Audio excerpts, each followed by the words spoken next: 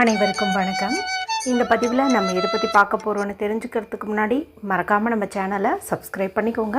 பக்கத்தில் இருக்கிற பெல் பட்டனையும் கிளிக் பண்ணிவிட்டு ஆளுங்கிற ஆப்ஷன் கொடுத்துட்டிங்கன்னா நான் போடுற வீடியோக்கள் எல்லாமே மிஸ் ஆகாமல் நோட்டிஃபிகேஷனில் வந்துடும்.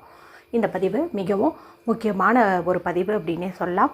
எதை பற்றியதுன்னு பார்த்திங்கன்னா, நாளைக்கு நமக்கு ஏப்ரல் மாதத்தின் 14ஆம் தேதி சித்திரை மாதத்தின் முதல் தேதி செவ்வாய்க்கிழமை நாள் அன்றைக்கி நமக்கு இந்த தமிழ் புத்தாண்டானது பிறக்க இருக்குதுங்க. இந்த ஒரு தமிழ் புத்தாண்டு நமக்கு அற்புதமான சில அமைப்புகளோடு தான் வந்திருக்குது. ஏன்னு பார்த்திங்கன்னா, குருவருள் கிட்டின் திருவருள் கிட்டும்னு சொல்கிற மாதிரி குரு பகவான் வந்து ராஜாவாக இருந்து உலகத்தை நடத்தி செல்லக்கூடிய ஒரு அமைப்பு இருக்குது. அதே போல் சனீஸ்வரர் பார்த்திங்கன்னா மந்திரியாக இருந்து சரி தவறு இதெல்லாம் வந்து நீதிமானாக இருந்து பார்த்து வழிநடத்தி செல்லக்கூடிய ஒரு ஆண்டாகவும் இது வந்து அமைஞ்சிருக்குது. மொத்தத்தில் செல்வ செழிப்புக்கு எந்த ஒரு குறையும் ஏற்படாது. உலகத்தில் பார்த்திங்கன்னா நீதி, நேர்மை, நியாயம் எல்லாமே வந்துட்டு முன்னை விட இந்த ஆண்டு வந்து நல்லாவே இருக்கும், ஒரு திருப்திகரமாக இருக்கும் அப்படின்னே வந்து சொல்லலாம். நம்ம எப்போதுமே ஒரு தமிழ் மாதமாகட்டும் ஆங்கில மாதமாகட்டும் அதனுடைய முதல் தேதியிலே சில நல்ல விஷயங்கள் செய்யும்போது அது அந்த மாதம் முழுக்க வந்து தொடரும்னு சொல்லுவேன். அப்படி இருக்கும்போது இது தமிழ் புத்தாண்டு, அதாவது வருடத்தினுடைய துவக்க நாள், மாதத்தினுடைய துவக்க நாள், சரிங்களா, ரெண்டுமே சேர்ந்து இருக்கிறதுனால இந்த நாளில் சில விஷயங்கள் நம்ம செய்யும்போது கண்டிப்பாக வருடந்தோறும் நமக்கு வாழ்க்கையில் பல நல்ல நல்ல மாற்றங்கள் தேடி வரும் அப்படின்னே சொல்லலாம். ஏற்கனவே இந்த நாளில் செய்ய வேண்டிய பரிகாரங்கள்னு கிட்டத்தட்ட 5 பதிவுகள் போட்டிருக்கேன். ஒன்று பார்த்திங்கன்னா 5 யோகம் பெறக்கூடிய ராசிகள் குறித்து சொல்லியிருப்பேன். அடுத்து நாளை காலையில் 7 மணிலேருந்து 9 மணிக்குள்ளே நிலைவாசலில் ஏற்ற வேண்டிய தீபமுறை குறித்து சொல்லியிருப்பேன். சித்திரக்கனி வந்து எப்படி அரேஞ்ச் பண்ணுறது, நாளைக்கு எந்த கலரில் ட்ரெஸ்ஸு போட்டுக்கிறது என்பது குறித்து ஒரு பதிவு போட்டிருப்பேன். அடுத்து இன்றைக்கி நைட்டே ஒரு தண்ணீர் ரெடி பண்ணி அதை நாளைக்கு வந்துட்டு வீட்டில் 3 இடத்துல தெளிங்கன்னு சொல்லி ஒரு பதிவு போட்டிருப்பேன். அடுத்து பார்த்திங்கன்னா, நாளைக்கு புத்தாண்டாக இருக்கிறதுனால சில மங்கள பொருட்கள் வாங்குறது வந்து விசேஷம். அதுலேயும் குறிப்பிட்ட 2 பொருள் வாங்கினீங்கன்னா வருடம் முழுக்க உங்களுக்கு பணவரவுக்கு எந்த குறையும் ஏற்படாதுன்னே சொல்லலாம். இப்போ நான் மேலே சொன்னதில் 4 பதிவு எண்டு ஸ்க்ரீனில் வரும். மீதியும் பார்க்கணுன்னு நினைக்கும் போது நம்ம சேனல் லோகோ கிளிக் பண்ணிட்டு வீடியோஸுங்கிற ஆப்ஷனுக்குள்ளே போனீங்கன்னா உங்களுக்கு வரும். அதை பார்த்து பயன்படுத்திக்கோங்க. இது எதற்கானது அப்படின்னு பார்த்திங்கன்னா, இப்போ நாளைக்கு காலையில் நீங்கள் தூங்கி எழுந்ததும் முதல் வேலையை வந்துட்டு போய் கண்ணாடியில் வந்து உங்களுடைய முகத்தை வந்து பார்ப்பீங்க. அதே போல் தூங்கி எழுந்ததும் நிறைய பேர்த்துக்கு உள்ளங்கை பார்க்கக்கூடிய பழக்கம் வந்து இருக்கும். இது வரைக்கும் பழக்கம் இல்லைன்னா கூட நீங்கள் நாளைய நாள்லேருந்து இந்த தமிழ் வருட புத்தாண்டுலேருந்தாவது இப்போ நான் சொல்லக்கூடிய இதை ஃபாலோ பண்ணிங்க அப்படின்னாலே உங்களுக்கு இந்த வருஷம் முழுக்க நல்ல ஒரு பணவரவு உண்டாகும் அப்படின்னே வந்து சொல்லலாம். இதுக்கெல்லாம் எந்த ஒரு ரூல்ஸ் அண்ட் ரெஸ்ட்ரிக்ஷன்ஸுமே கிடையாது. எந்த மதத்தை சார்ந்தவங்களாக இருந்தாலும் செய்யலாம், பீரியட்ஸ் டைம்லேயும் செய்யலாம், பிறப்பிறப்பு திட்டிருந்தாலும் செய்யலாம், சரிங்களா, ஒன்றுமே பிரச்சனை கிடையாது. இப்போ நான் உங்களுக்கு 2 விதமான மெத்தட் வந்து சொல்லி கொடுக்க போகிறேன். 2ஐயும் வந்துட்டு நீங்கள் செய்யுங்க. முதலாவது என்ன அப்படின்னு பார்த்திங்கன்னா, நாளைய நாளில் நீங்கள் தூங்கி எழுந்ததும் உங்களுடைய உள்ளங்கையை பார்த்து சொல்ல வேண்டிய ஒரு வார்த்தை. அதே போல் சித்திரக்கனி பார்க்கறதுக்காக நீங்கள் அந்த கண்ணாடி முன்னாடி போய் நிற்பீங்க இல்லையா, அப்போ கண்ணாடியை பார்த்து சொல்லக்கூடிய ஒரு வார்த்தை. 2ஐயுமே நான் உங்களுக்கு சொல்லித்தரேன். சரி, முதல்ல உள்ளங்கையை பார்த்து சொல்ல வேண்டியது என்ன அப்படின்னு வந்து பார்த்தலாம். இதுக்கு நீங்கள் என்ன பண்ணணும் அப்படின்னா, இன்றைக்கி நைட்டே எல்லா வேலையும் முடித்ததுக்கப்புறமா, அதாவது எப்படியுமே சித்திரக்கனி அரேஞ்ச்மெண்ட்ஸ் எல்லாம் நம்ம நைட்டே பண்ணால் தான் காலையில் எழுந்ததையும் அதில் கண் விழிக்க முடியும். அதனால் இது எல்லாமே வந்து பண்ணிடுங்க. எல்லா வேலையும் முடிச்சாச்சு, அடுத்தது தூங்குறது தான் பாக்கின்னு இருக்கும் இல்லையா, அந்த சமயத்தில் பச்சை நிற பேனாவோ சிவப்பு நிற பேனாவையோ வந்துட்டு எடுத்துக்கோங்க. 2 கலர் இல்லைன்னா ப்ளூ கலர் கூட நீங்கள் வந்து எடுத்துக்கலாம். அமைதியாக உட்காந்துக்கோங்க. உட்காந்து உங்கள் 2 உள்ளங்கையும் நல்லா தேய்ச்சி அந்த சூட்டை உச்சந்தலையிலையும் கண்கள்லையும் ஒத்தி எடுத்துக்கோங்க. அதன் பிறகு உங்களுடைய இந்த கட்டைவல்லுக்கு கீழே உள்ள இந்த பகுதி பார்த்திங்கன்னா சுக்கரமேடு அப்படின்னு வந்து சொல்லுவோம். இந்த சுக்கரமேட்டில் இப்போ நான் ஸ்க்ரீனில் காட்டுறேன் பாருங்கள், இது வந்து மகாலட்சுமி தாயாரினுடைய சிம்பிள். இதை வந்துட்டு நீங்கள் போட்டுக்கோங்க. இது மகாலட்சுமியுடைய பாதம் அப்படின்னு சொல்லுவோம். இதை இந்த இடத்துல வந்து போட்டுக்கோங்க. கீழே வந்து ஸ்ரீம் பிரிசி அப்படிங்கிற வார்த்தையை நான் எப்படி கொடுத்துருக்கணும் அதே மாதிரி வந்து எழுதிக்கோங்க. இப்போ நீங்கள் இடது கையில் எழுதிக்குவீங்க, இடது கை பழக்கம் இருக்கிறவங்க வலது கையில் வந்து எழுதிக்குவீங்க. இதுவே வந்து போதும்.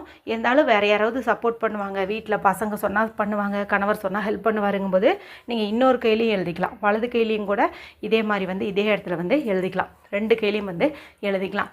இப்போ காலையில் நீங்கள் தூங்கி எழுந்ததும் கண் முழிச்ச உடனேயும் முதல்ல உள்ளங்கையை திறந்து கண்களில் ஒத்திக்கிட்டு அதன் பிறகு இதை பாருங்கள், இந்த சிம்பிளை பாருங்கள், இந்த ஸ்ரீம் பிரிசி அப்படிங்கிற வார்த்தையை வந்துட்டு நீங்கள் சொல்லுங்கள். அடுத்து சௌகரியம், சௌந்தரியம் அப்படிங்கிற இந்த 2 வார்த்தையும் சேர்த்தே சொல்லுங்கள். சௌகரியம் அப்படின்னா நல்ல ஒரு ஆரோக்கியம், சௌந்தரியம் அப்படின்னா வளமான வாழ்க்கைக்கு தேவையான செல்வ செழிப்பு. 2மே பார்த்திங்கன்னா நம்ம வாழ்க்கைக்கு ரொம்ப ரொம்ப இன்றியமையாதது. ஸோ நமக்கு ஆரோக்கியமும் வேணும், அதிர்ஷ்டமும் செல்வமும் வந்துட்டு வேணும், சரிங்களா? அதனால் சௌகரியம், சௌந்தரியம் இதை வந்துட்டு 1 முறையோ 3 முறையோ வந்து சொல்லுங்கள். இது வந்து கையை பார்த்த உடனே செய்ய வேண்டிய ஒரு மெத்தடு. இப்போ அடுத்தது நம்ம எழுந்து போய் கண்ணாடி பார்ப்போம் இல்லையா? இப்போ கண்ணாடியை நீங்கள் வந்து ஆல்ரெடி விளக்கும் உங்களை நான் ஏற்றி வைக்க சொல்லியிருப்பேன், இல்லைனா ஒரு சிலர் காலையில் கூட ஏற்றி வைப்பீங்க. ஏற்றிட்டு உங்களுடைய முகத்தை வந்து அந்த கண்ணாடியில் வந்துட்டு பாருங்கள்.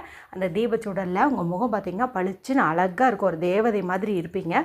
முதல்லையே வந்து உங்களுடைய தலைமுடியெல்லாம் களைஞ்சிருக்கும். அப்படிங்கும்போது உங்கள் கையாலேயே அதை வந்து சரி பண்ணிக்கோங்க, பொட்டெல்லாம் வந்து சரி பண்ணிக்கோங்க.